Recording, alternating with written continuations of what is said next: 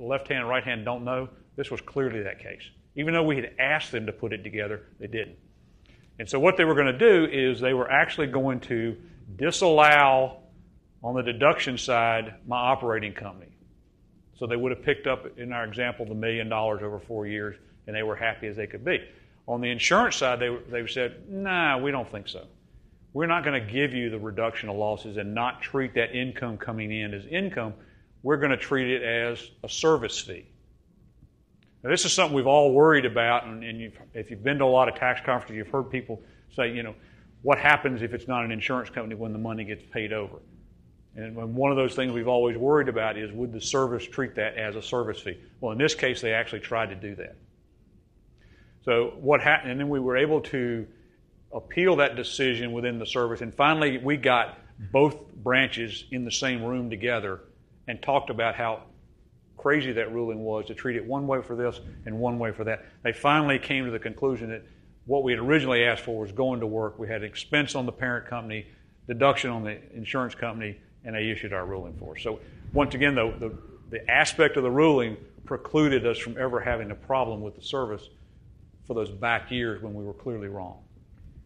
Yeah, and as I said, they're taking the position in court that was the one that they started to take on Larry, on Gary, which is no deduction on the payor, but non-insurance income on the payee, and that's the 84% plus interest I was talking about.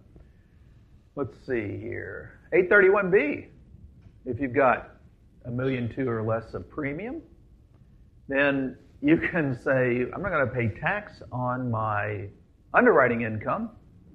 I want to be taxed on only my investment income. There is a lot of rigmarole about how you compute that. As you might suspect, it's investment income is interest, dividends, that kind of stuff. There's a limitation on what your investment expenses, your overhead.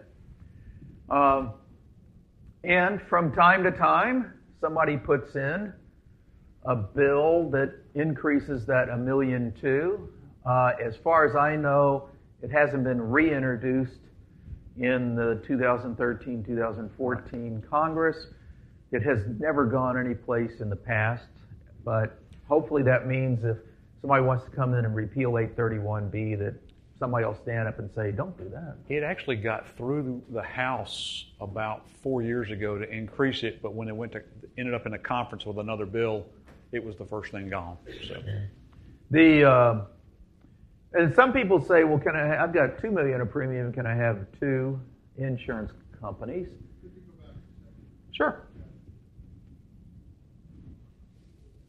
Can you review how you calculate the $1.2 million?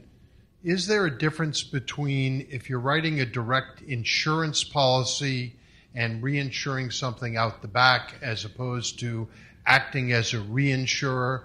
Or is there a different way of calculating the 1.2? It's very clear in the statute that it's the greater of direct written or net written. If either one of those puts you over the 1.2, you're done. Yeah, but I always get concerned about it. That's why I like the mixing pool to be a front, because then I don't have to worry about your issue.